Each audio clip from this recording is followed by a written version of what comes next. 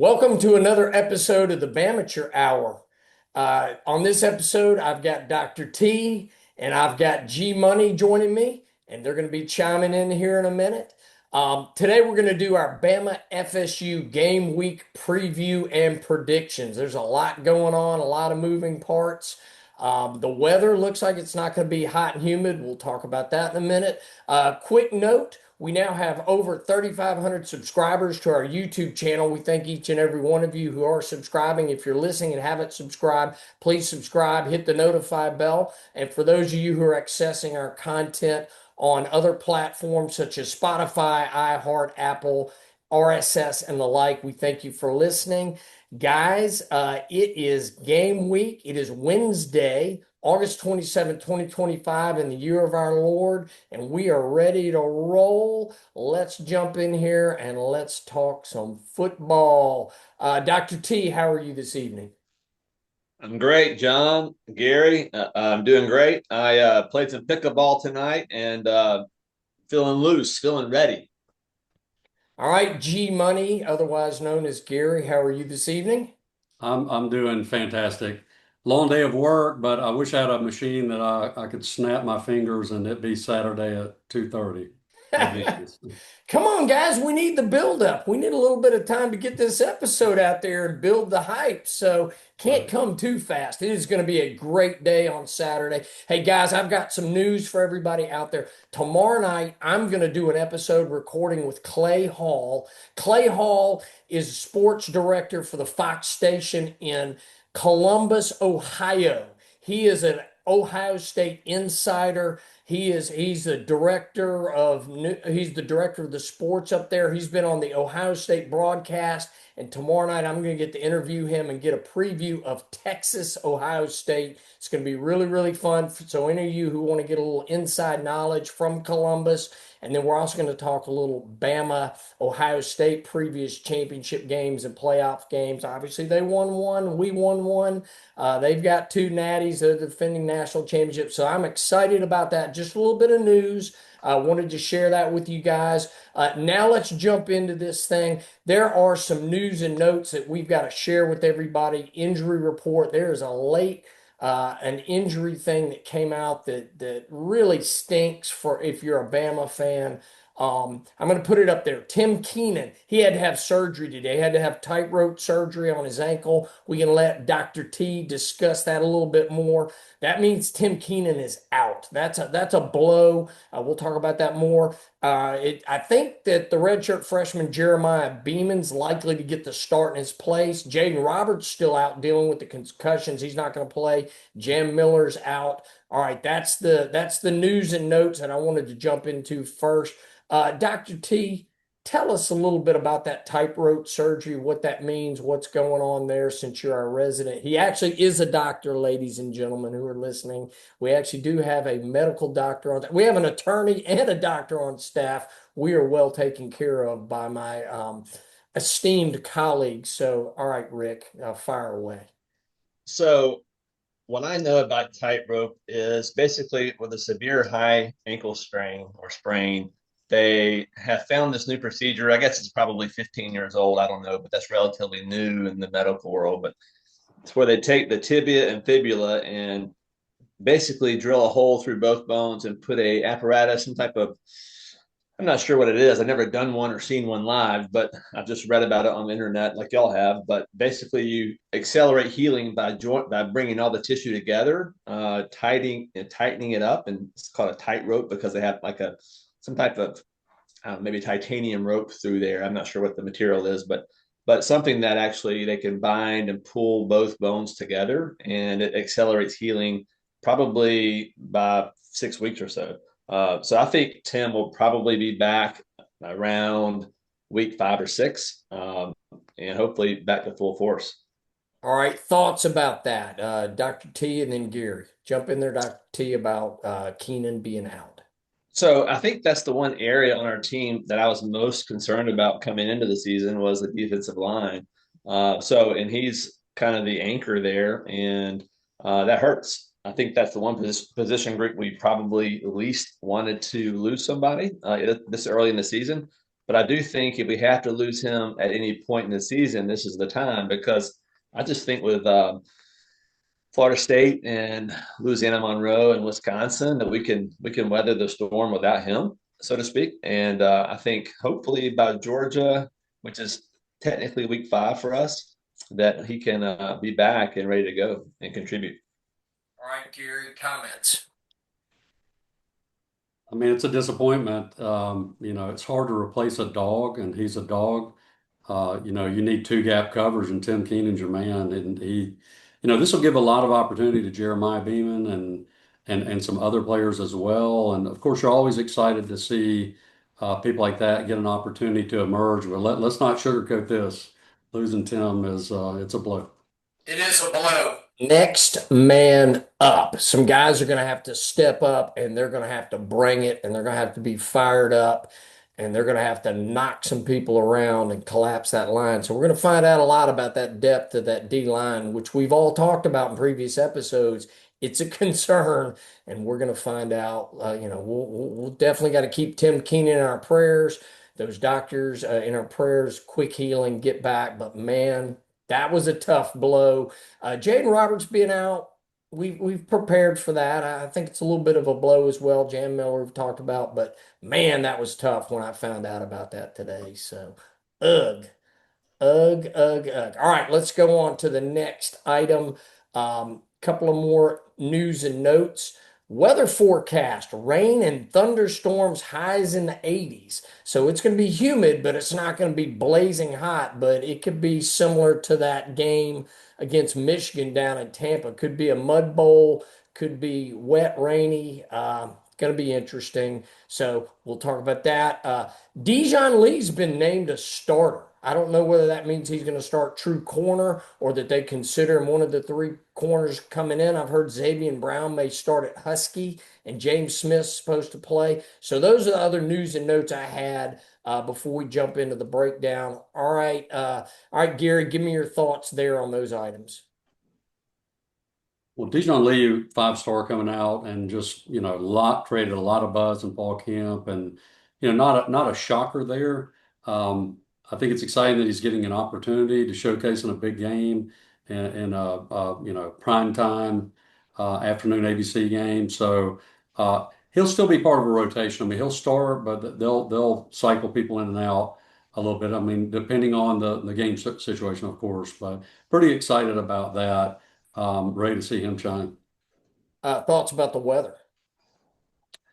You know, I think we're going to be a little more even pass heavy this year than we were last year. So you would say, well, the rain that could affect you negatively, but I mean, and we're going to talk about it in a little while, but if you look at who's running FSU's offense, they're having to throw the ball too. So let's just call it sort of a push in terms of how it affects the teams, and I think the better team's still going to win this game. All right, Rick, jump in there. Weather, Dijon Lee, James Smith, thoughts? Yeah, I don't think I'm like G Money. I think the weather doesn't really. Both teams have to play in this weather, and I think, like you said, the more talented team will win. And then as far as Dijon Lee, yeah, I heard y'all probably heard the same thing, but I heard Coach DeBoer from Monday's press conference. He just said that everything they throw at him, he can handle. He just seems to absorb things very quickly and doesn't really seem like a freshman in the way he handles information.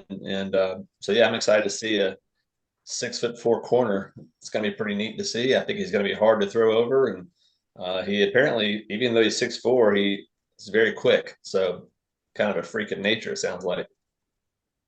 I think the one thing I'm thinking is ball security. If we get that rain, we're going to find out how much improved is this running game. Can our line move those guys? And they've got a dude in the middle that's huge. What is he? 6'7", 340? Daryl Jackson Jr. Let's hope he gets tired and let's hope they don't have the depth because that guy's a monster. And Brailsford's going to have his hands full with that. But we're going to find out how well we can run block and move the ball, how patient we are in ball security. Clearly, that was not Milroe's strength, ball security and limiting turnovers. So it could be a real challenge. But hey, if they got to play in it too, they got to deal with it. We got to go down there and take care of business.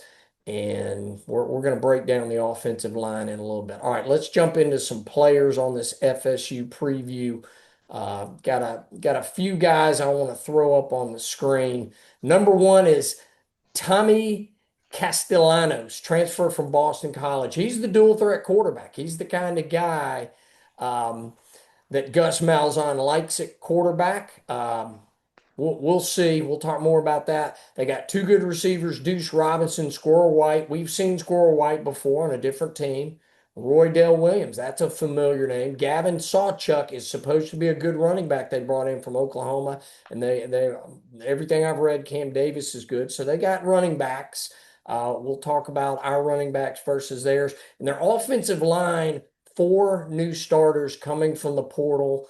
They've got experienced guys. They've got guys who are, third year, fourth year, fifth year guys.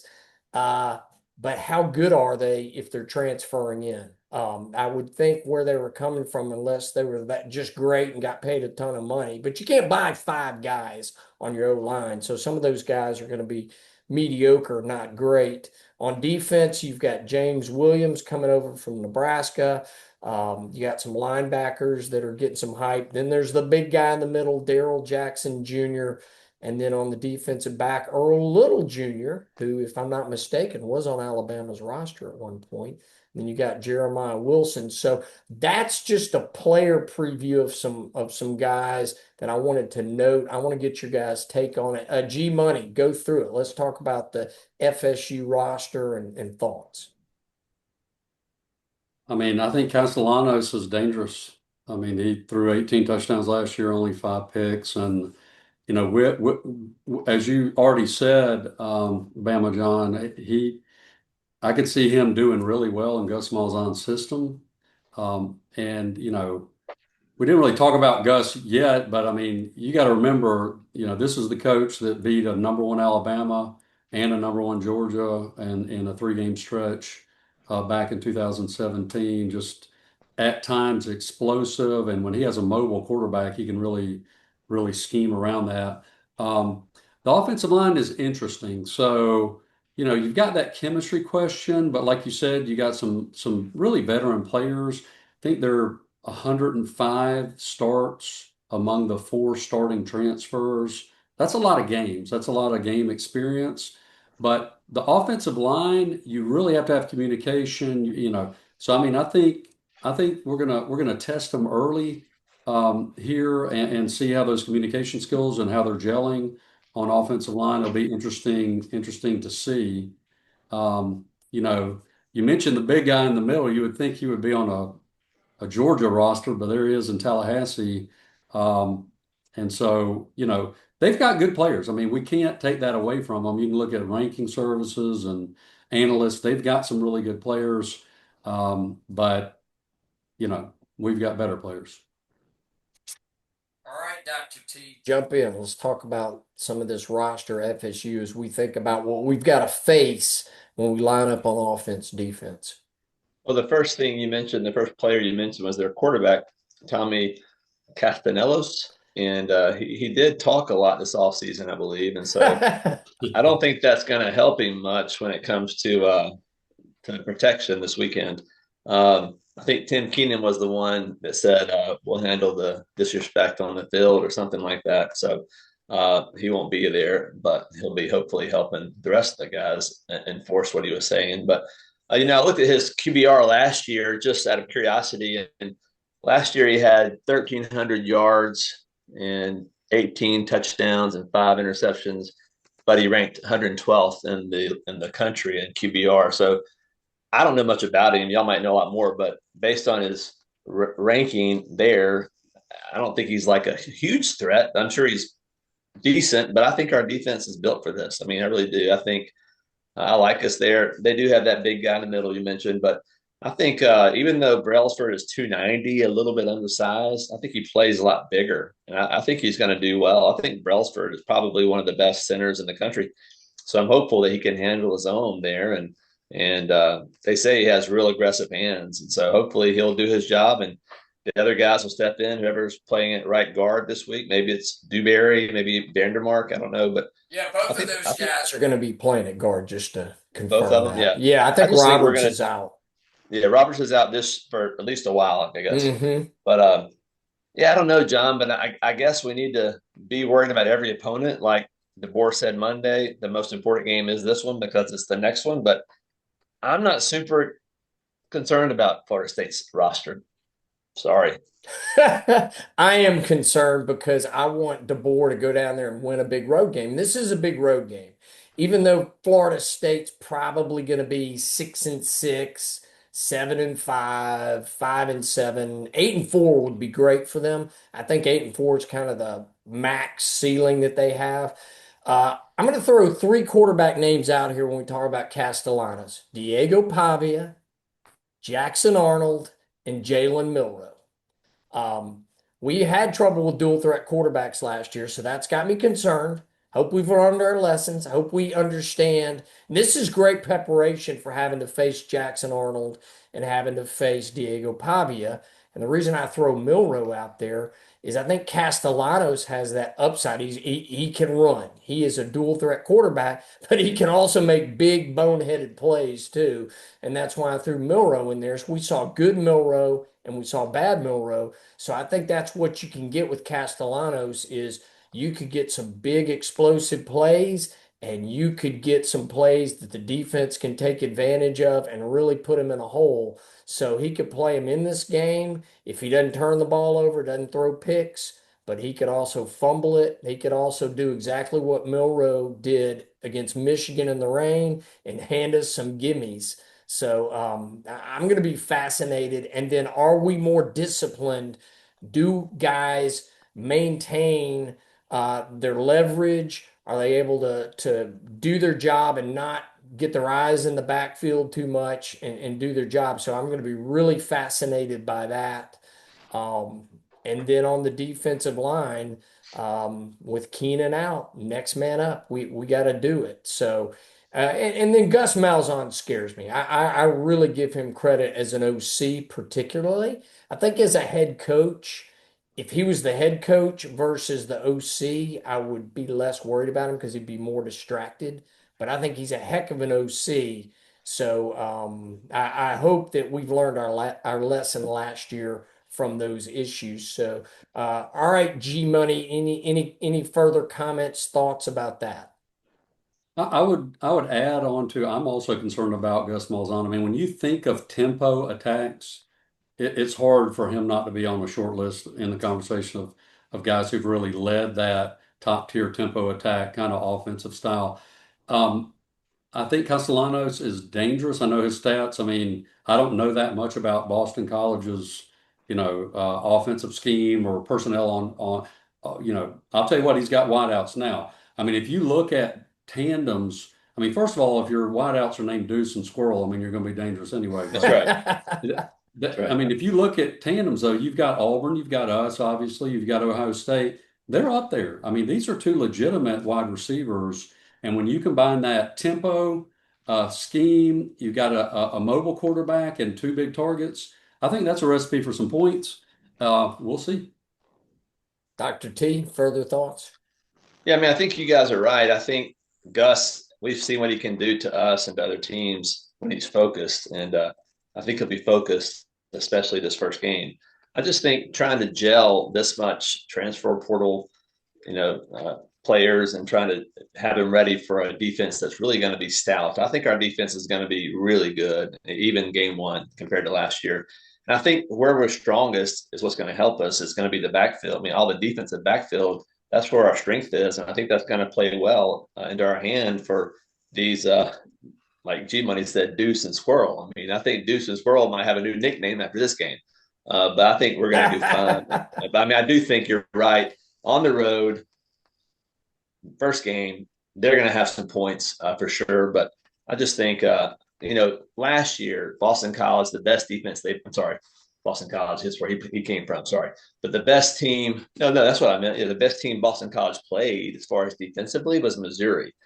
And I just don't think he's seen defenses like this or speed like this. And I just think the game's going to be really fast and for him. And I don't expect him to play really well this first game. I think maybe by week 6 he'll be in the system and understand it better. But I think we're going to catch him in a good time. I would say he's seen more defenses than Ty has in That's game. true. That's a good point. That's true. That's a good point. That's true. Yeah. He is more of a known commodity, which could be a good thing and a bad thing. And does he take a Hmm. step up? And does Gus Malzahn coach him up? His previous coach, Bill O'Brien, got rid of him. He ran him out, but he doesn't. Let's face it, Bill O'Brien would rather have a Tom Brady quarterback who can throw the ball, and Tommy Castellanos, unless he's gotten a lot more accurate. He is not a true pocket quarterback. He is not a true passing quarterback and a distributor. He's more, like I said, along the Milrow line. I think his upside's being Diego Pavia, because we have to admit Diego Pavia was very accurate passing the ball, very shifty. We struggle with him. Jackson Arnold didn't have to pass the ball that much. That was just we didn't force him to have to beat us with the passing the way our defense was. So let's hope the defense, which did get better last year over the course of the season, but that Oklahoma game was a bad game for everybody, that we're ready. We're able to jump in there and deal with his legs and force him to beat us through the pass.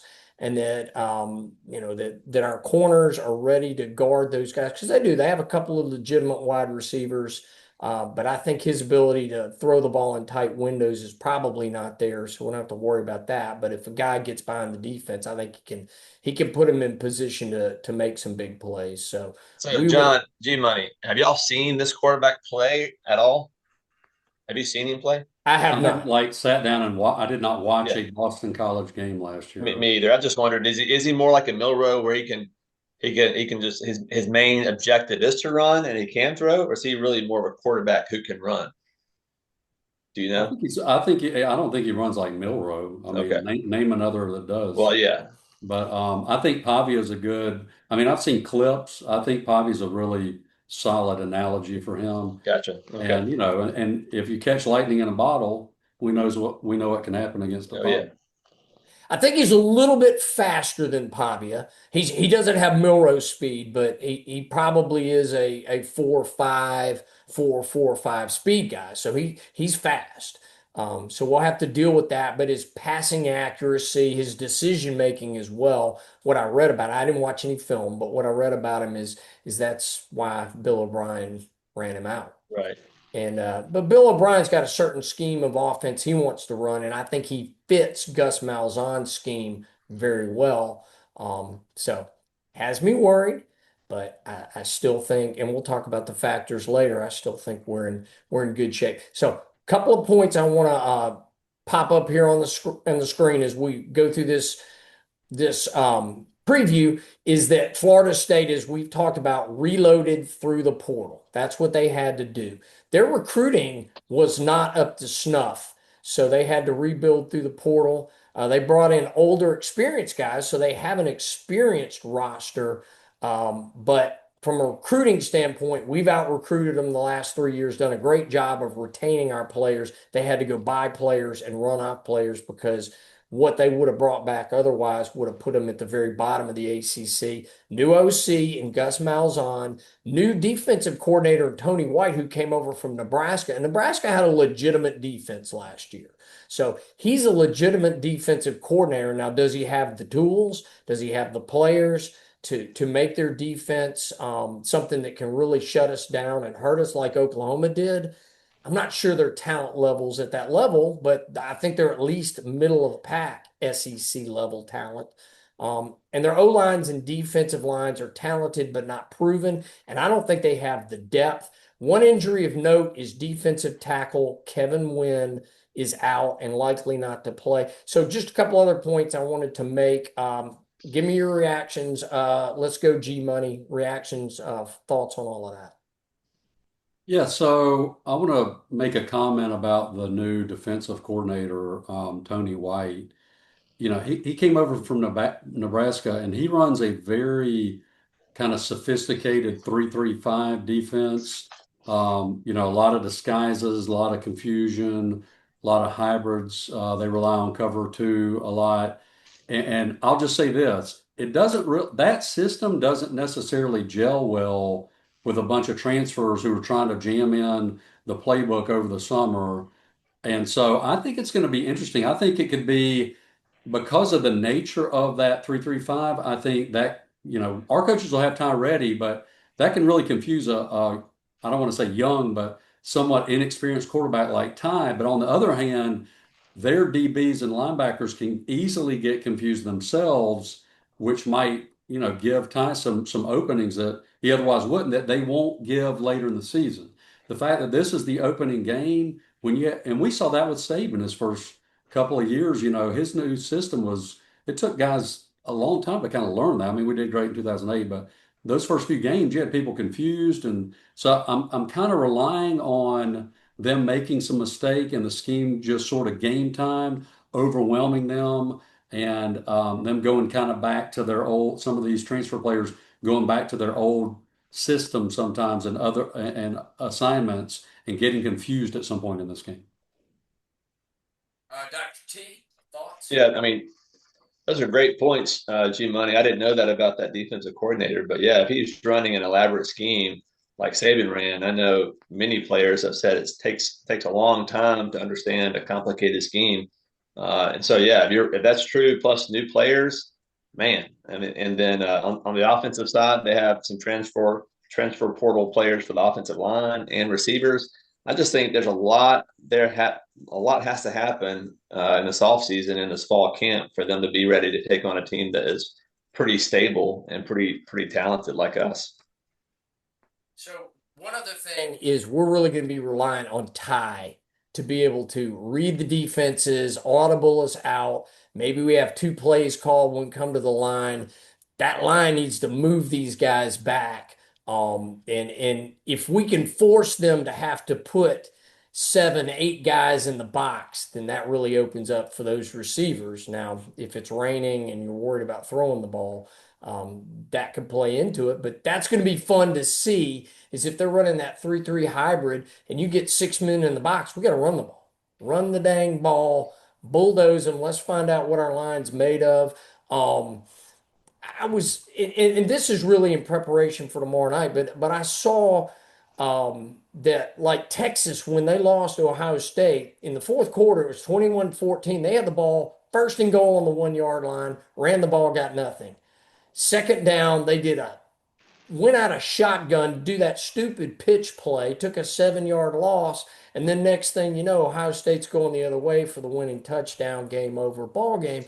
We need to line up under center and get those 1 and 2 yards. And if they're running just 6 guys in the box, we just got to bulldoze them. The Daniel Hill, get under center, get that push. And there was something that in the red zone, if you line up under center and you're in the red zone, you score like 70% of the time.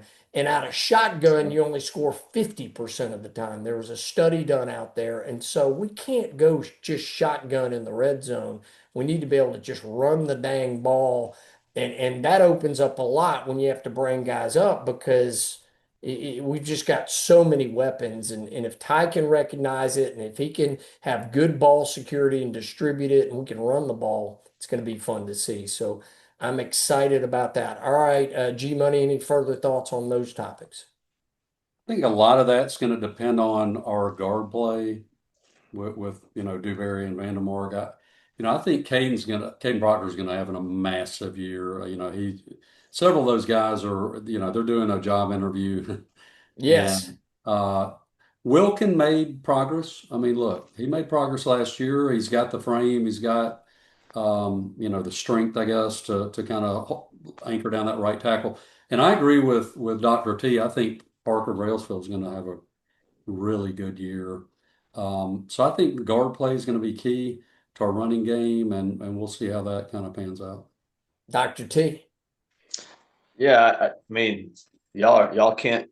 I don't think I can say any better than you have already said, but I just think our offensive line is going to be good, not great yet, and I think I think Ty Simpson's going to really have a good year. And I think this first game, I know he's not going to be Mac Jones right out of the gate, but I think we're underestimating him a little bit. What I mean is, and also our new OC, who really I think can put quarterbacks in good positions and in a good position most times. And Ty, I know I mentioned it before, but Ty said about 3 weeks ago, he said this offense is really designed to have.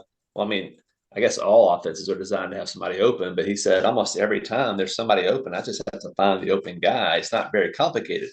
That could have been taken as cocky. It wasn't. And I just think he meant it humbly, like, hey, my job's pretty easy. I find the open guy, and if it's not there, I can take off.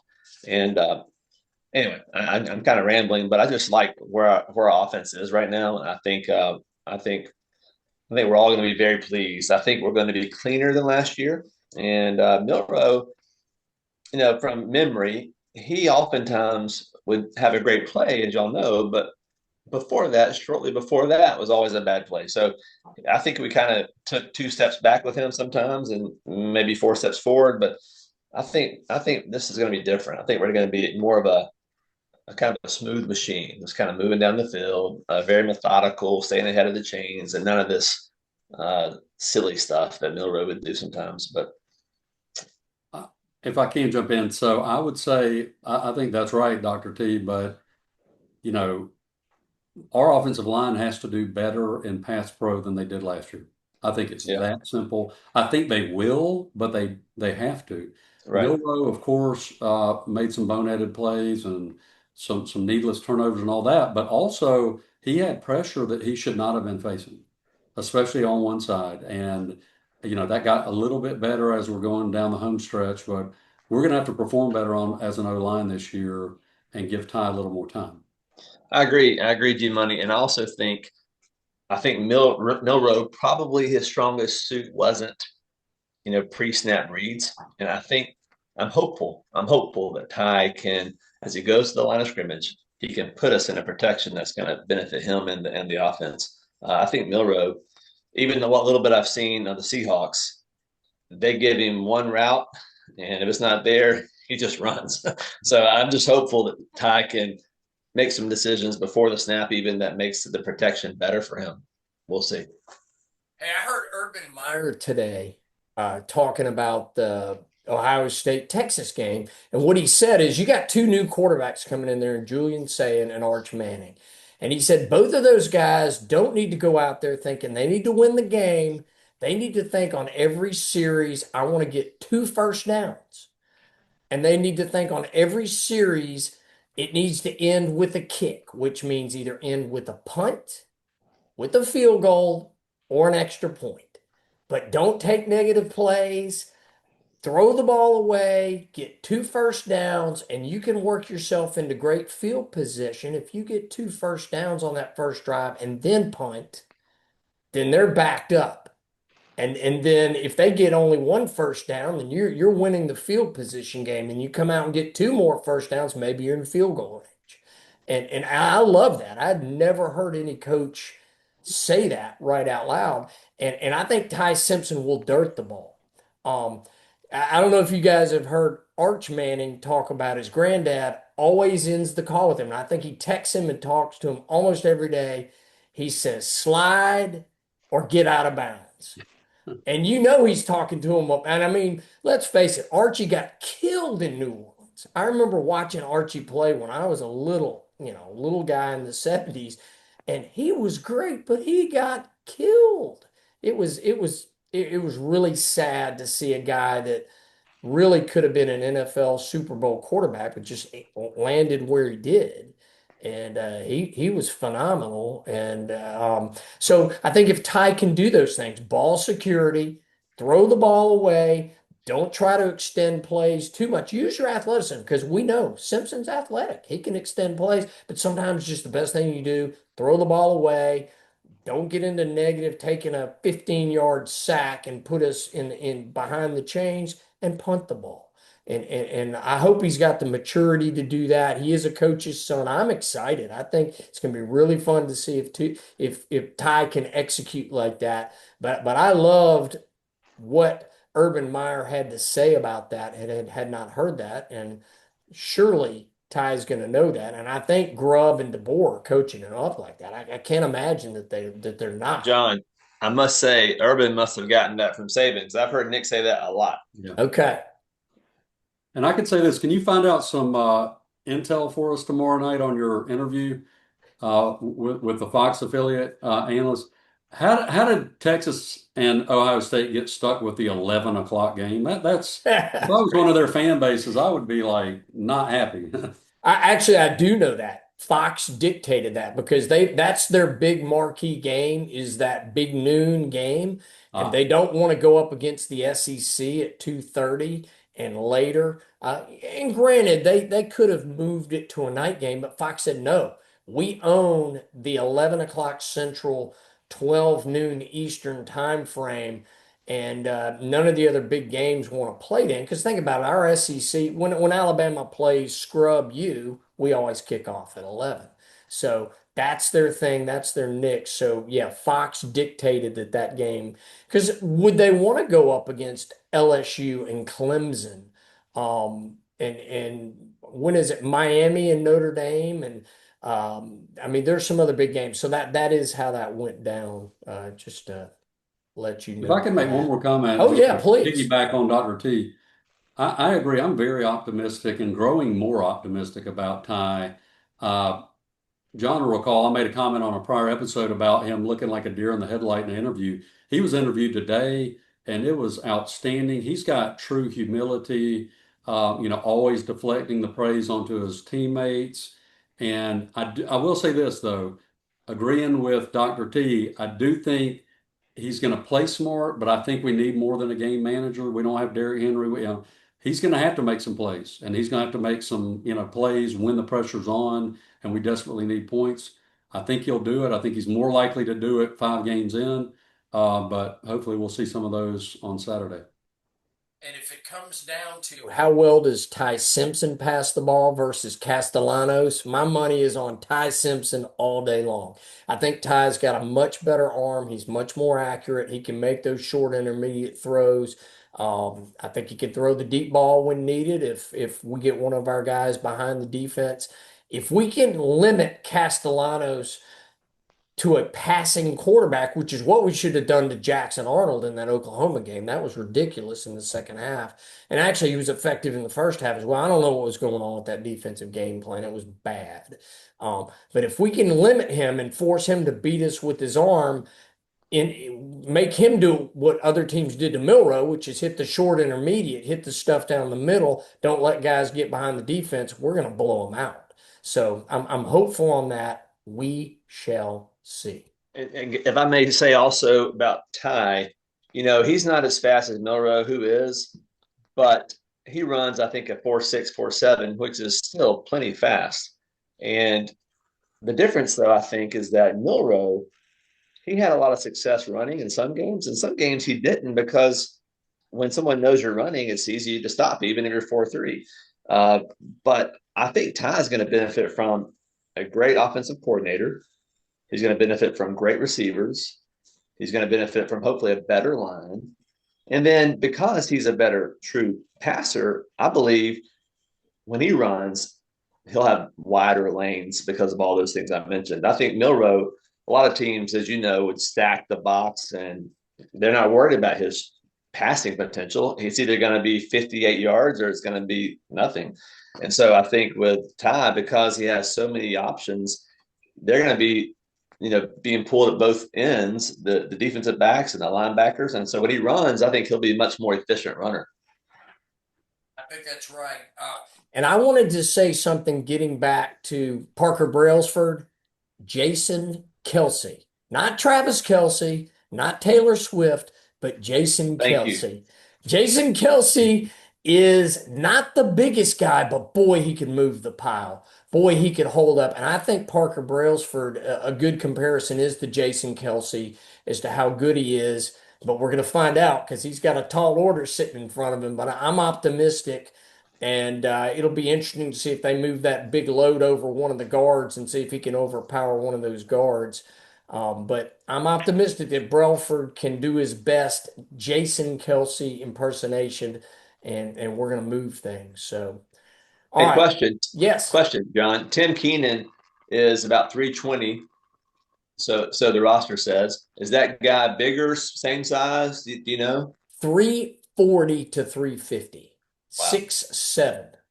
Now he Wow. may not have the leverage. He's so big that may be the thing that really helps. And that's what Kelsey could do. He could get under people and just drive them.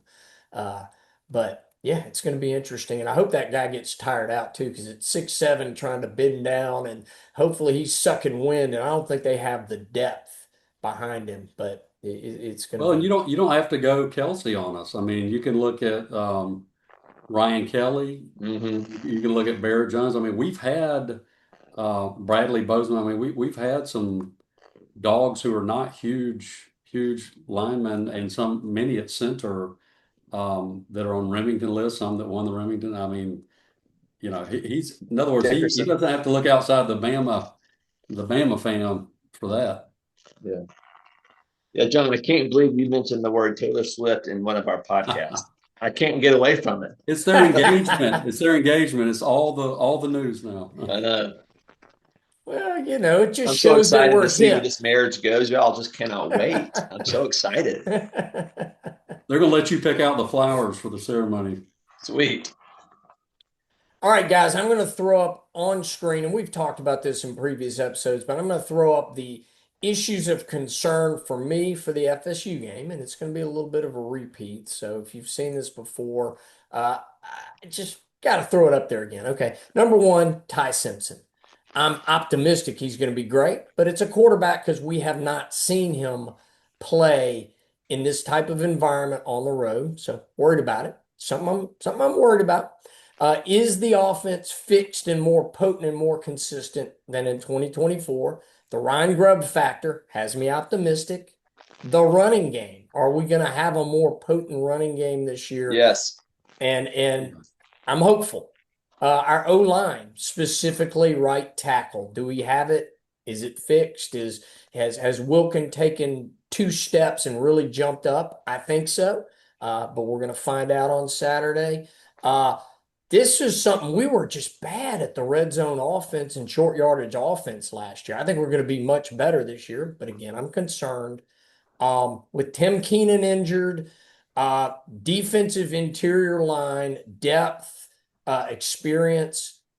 Do we have the loads in the middle to just stack things up and clog up the middle and collapse the pocket? Worried about that. I'm always worried about defense. Do your job, assignment football, setting the edges. Again, concerned about it. And then special teams. Kicking and punting, the penalties. Are we a much more, and this gets back to just being disciplined overall, are we going to be a much less penalized, more disciplined, more sharp, crisp team? And then my final concern is DeBoer's inability to win road games in the SEC. I consider this a quasi SEC game on the road, hostile environment. Florida State's not top of the SEC, but I think if they were in the SEC, they could compete for that number 8, 9, 10. They're certainly better than Kentucky or Mississippi State. Are they better than Vanderbilt? That would be an interesting game. I'd like to see Florida State play Vanderbilt. Could Florida State beat Vanderbilt? But again, DeBoer was bad on the road in the SEC, particularly against really good teams with really good defenses that boxed Milroe in. Look at what Brent Venables did. That was a master defensive scheme that he ran against Alabama, and we didn't adjust. So I'm worried about DeBoer on the road. All right, that's my worry list. You guys fire away. John, let me rest your weary soul here. I mean, I want you to sleep tonight, okay? So let me give you something to think about. Uh, so we have a real OC this year. We can agree on that, correct? Hallelujah. Hallelujah. We have a seasoned offensive coordinator. We didn't last year. We have a more experienced wide receiver core. They're better. The offensive line will be better. I mean, I know nothing's a guarantee, but I mean, come on. We have They're back. They're year 2 in the system. They have to be as good, if not better. We have the running backs will be better. I know Jam's not here yet, but as a core, we're better. I think a quarterback, I know it's yet to be seen, but I think he's an upgrade. So I think we're good. And I think the red zone you mentioned, it'll be much better because now you have a quarterback who can make the short to intermediate throws. Last year, that was Milroe's weakness. So once you shrink the field in the red zone, all he has are weaknesses left because he can't throw the bomb anymore. So now it's just, hey, can you read this defense and react quickly? And that's not his strength. So his weaknesses are magnified in the red zone, where I think Ty and the OC and everyone else involved, that won't happen. I mean, it'll be tough because it's the red zone, but it'll be much better than last year. That's just a few things. G Money, what do you have? I agree. Now, coaching, Grubb's an upgrade. I mean, we could sugarcoat it and be nice, but I mean, he's an upgrade, right? But would you take him over Gus? And Gus, it's not just Gus. He's bringing his wide receiver coach, Tim Harris, from UCF. I mean, so I agree. I think we're good. The special teams really concerns me, but it doesn't Yeah, concern me in this game. And what I mean by that is I think we'll get ahead by 2 or 3 touchdowns by late in the game, and we're not going to need last second heroics. We're not going to need a 65-yard punt to flip the field position. I think we're going to just win this game. Now, you look out a few weeks and you start looking at Athens. Now I'm nervous. I mean, we got new faces, unproven, and we're talking about experience playing in an SEC speed and SEC game and the pressure attendant to that. That's as we know, a whole different ball game. That's a big question mark, and I think it's a question mark that's going to be dispositive in a game or two this season. I mean, I think we will have some games we need a field goal, in the last 45 seconds or minute and a half to win the game. And I don't have a high confidence we're going to do that. Now, I agree we're going to upgrade our running back core, 100% agree. Our O-line, I expect better things from them. So, Rick, I don't disagree really with anything you said. I'm just kind of giving some more color to it. yeah. But you know, we have the potential to be a very good team this year, and it's all going to start with our offensive line, in my opinion. Our DBs are elite. We've got some, we've got some lockdown guys on in the backfield, and so to me, it comes down to our offense. And I think the interior defensive line, we've got to be stout there. We've got to be able to shut down a running game and not have what Oklahoma did, which is just hold. And Tennessee too really effectively ran the ball against us in the second half. So I'm hopeful those guys are going to step up. And Rick, as you said about the red zone, Isaiah Horton and Daniel Yes. Hill. Those Yeah. factors, we didn't have those factors last year. I hope Daniel Hill proves that I'm right to be so optimistic about it because you guys know. But I love Isaiah Horton too. I love what he brings to the table. And hopefully you got some things schemed up and can really do that. So, all And right. how nice is it? You're talking about the middle and defense, not on the line, but how nice is it? What a luxury and a privilege it is to have a healthy Deontay Lawson ready to go. I mean, it's easy to forget how good that guy is when he's 100%, Right. and he should have a really big year. I did hear, and Gary, you might have been the one to tell me this. I did hear he is a step slower from his injury, but what I heard in practice is that he knows the defense so well that you almost don't even notice it because he just anticipates so well. The other thing is, like you said, John, the kicker. That's that's a worry. I do agree with Gary. I think I like where we are in the schedule. I'm glad we're not playing Georgia week 1. I think having Florida State, Louisiana Monroe, Wisconsin, and a bye week gives us 4 weeks for those guys to just practice and get even better. So hopefully, when they go to Georgia, I think we will need a kicker there, and hopefully these first 4 weeks will be helpful to get some more reps in. And hopefully they get to kick a lot of extra points on Saturday, so they get a lot of practice kicking those extra points and at least get that right. And Right. hopefully the punter doesn't have to come in much and do anything. So that would be my optimistic take. All right, guys, I'm going to bring up factors to consider as we do our predictions. I'm going to run through these factors, and then you guys can follow behind me. So I'm going to flash this up on the screen. These are my factors when I consider who's going to win the game. Here they go. There's a bunch, and I'm going to note that who I think wins or where it's even. So there's the recruiting, the past 3 years and retention of talent. That's point number one. Bama, check mark for Bama. We win that one. Portal recruiting, I give that to FSU. We didn't need to go in the portal and get much. We did well with what we got, but we didn't have to recruit 40 new players. So they win that point. Quarterback, I left it as even. Running back, I left it as even because our quarterbacks aren't proven. So I need to see it on the field. So I'm just trying to be as objective on each of these as I can. I left that as even. Running backs, I left as even because we didn't have great running backs last year. I want them to prove it. Wide receiver, tight end, Bama. O-line, Bama. I'm giving our O-line Bama because we've had these guys. We're junior, senior laden on the offensive line. We recruited these guys. They had to go out and find O-line for hire. D-line, I left that as even, and particularly with Tim Keenan out, it was a downgrade. Linebackers, Bama. Secondary, Bama. Special teams, I gave to FSU for sure. Depth, Bama. I put the OC as even. I think Gus Malzahn and Ron Grubb are both really high-level OCs. I left that as even. I hope we come out of the game and go, God, Ryan Grubb is the man, and Gus Malzahn's lost the step.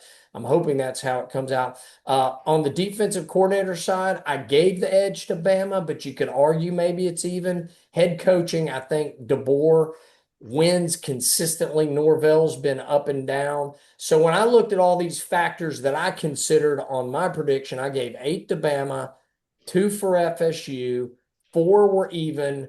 My prediction, Bama wins by 10. That's my prediction. You guys chop it up. Go for it. G Money, you want to go first? Yeah, I mean, I largely agree with your list. I think Grubb's a very talented OC. I would give them a slight edge. I really would. I think Gus Malzahn's he's just like I said, he's on a short list of among the best in the country. That would be a slight. I would say I might give them a slight edge on D line as well with Keenan out. Daryl Jackson, you mentioned he's on national preseason lists. He's preseason all ACC, which of course we know is not saying too much in that conference. But I might, and the one thing I didn't understand is the portal recruiting versus just recruiting overall. I wouldn't necessarily say that portal recruiting, in other words, how about just personnel? Like I would recharacterize portal recruiting to just recruiting and who's got the better players. And I would flip that one. I might flip OC and D line to FSU, but I would flip recruiting because to me that's a proxy for who has the better players stem to stern. I would put Bama on that. And like you said earlier, John, we haven't been great at portal because we haven't needed to. Right. I think we've got the right recipe for portal versus recruiting. And until someone proves me otherwise, I don't think there's going to be a national championship team. Like Texas Tech went out and bought players. Yeah. They're not winning the national championship. They may have a good season. They might sneak in the playoffs, and that'll be a testament to how weak the Big 12 is. But I don't think you can just go into the portal, bring in 40 guys and win a natty. I think if you bring in that kind of talent, you got to retain them for 2 to 3 years if you want to do that. Versus we've recruited great year in and year out. We've retained most of our talent and then supplemented with the portal. To me, that's the recipe until somebody proves they can do it. In basketball, you can do it. Basketball, guy, you can go find 3 or good portal guys and you're going to win it. Look at Florida, look at UConn, look at Baylor. That can happen. I think college football, it's just too hard to do that. So that was my point. But I think depth overall, and that's kind of why I threw depth in there, is to me, depth is a reflection of how much talent you have on the overall roster, not just did you do well in the portal or did you do well recruiting. To to me, that's what. But I agree with you, Gary. We have more talent than they do. Well, and I Doctor agree with your T. pick, but I'm going to give you an actual number. I think the game Okay. ends on Saturday, Bama 41, FSU 31. I think they're going to score some. Okay. I don't like that score, G Money. I don't like that at all. But it's okay. We all have our own You like the opinion. 41 part. I like the 40. Yeah, when you started with 40, I liked it. Yeah. So my thought on that is, without going through each point you made, John, I think players, yeah, player personnel. I think we have a large advantage there. I think just offensively, we have an advantage over their team. Defensively, we have an advantage. I think head coaching to OCs and DCs, maybe it's a wash. Maybe I give us a slight edge there, but I think if we have even same level coaching but much better players, I just think we're going to overwhelm them. I think the first half is 24-10, and I think by the end of the game we overwhelm them with depth, and I think it's 45-17. I hope so. I'd love to see it. That would be fun. My wife would love it too because she can't stand these close games. She starts cleaning and cooking stuff in the kitchen, and she's a nervous Nelly when it's a tight game. Matter of fact, she didn't even watch the pass from Milrow against Auburn. She just heard me screaming that he caught it, and so she would love that. I just want to win. I don't care if we win by one or we win by 40. We got to come away with the win. That's the big thing for me. I want to show that we are a dominant team and that we are a national champ, and then we can win a big game on the road, however we do it. But I'll take a win by one. But I think I'm with Gary by 10. I don't know that depending on the weather, I think that may hold the scoring down a little bit. So I think it depends on how bad the weather is and how that impacts things. All right, guys, any other parting shots before we wrap this one up? I have one. It's a very specific one, but I think no one's really talking about Ryan Williams anymore, which is good. But he had a breakout season as a 17-year-old with a really less than average quarterback, and a brand new OC. I just think he is about to have a breakout game and season here. I think he's going to go off, and I think we will see. It's just a new level from him, and based on what I think this offensive line can do and what Ryan Grubbs can do. And I like it because no one's really talking about him. And I just think, I mean, not that they don't know about him, they know about him, but I'm just thinking we haven't seen the level he can play. We consistently. I mean, we saw the Georgia game. That's crazy, but I think we're going to see a lot more consistent ball from him. That's going to be quite spectacular. I can't wait. And he said in an interview today, he said, I'm a lot stronger than I was last year. Did he really? I love it. Let's go. Let's go. And Yeah. if they can draw up a few plays early and get him the ball, what that does is if they have to double him to take him away, that makes it easier to run. That makes it easier for Jeremy. That makes it easier for the tight ends. That makes it easier for Isaiah Horton. That just opens up the whole thing. And very, very hopeful that they have to double him, that everybody has to double him and they're trying to take him away because that just opens up the whole playbook. And if Ryan doesn't have a great season, it's because teams are keying on him, not because he's not talented. And you're right, we didn't talk about him at all up until you brought him up, Rick. But I think teams are game planning for him and they don't want to let that guy beat him.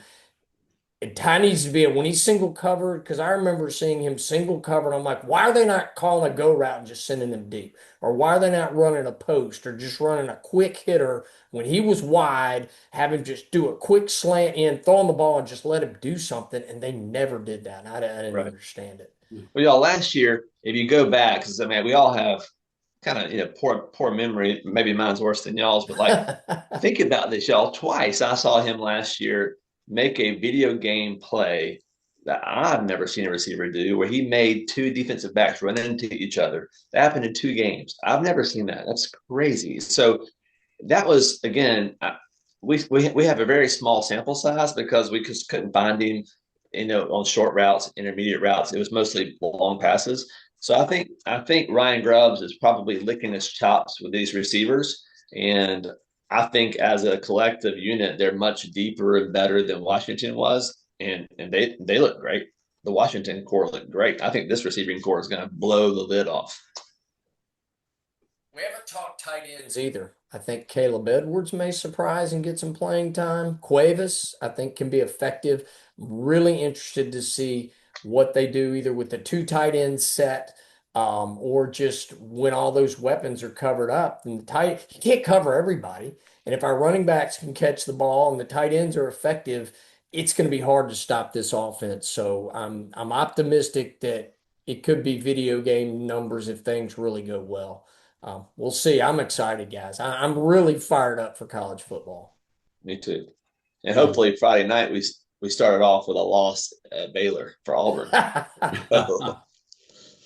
That would be nice. would be nice. Well, all right, guys. Last parting shots. G Money thoughts. Parting shots. Just can't wait. I mean, I can't wait for Saturday, and I think we're going to take it to them and bring home the dub. Love it. All right, Dr. T. It's finally here, guys. We've waited. This is like one of the few sports that you have to wait like 7 months to play again, it seems like. So it's finally here. I'm very excited. Cannot wait to see what this team can do. And I'm hopeful that Saturday morning, I start off by acing you guys, boom, boom, on the tennis courts, and then go settle in for some football, baby.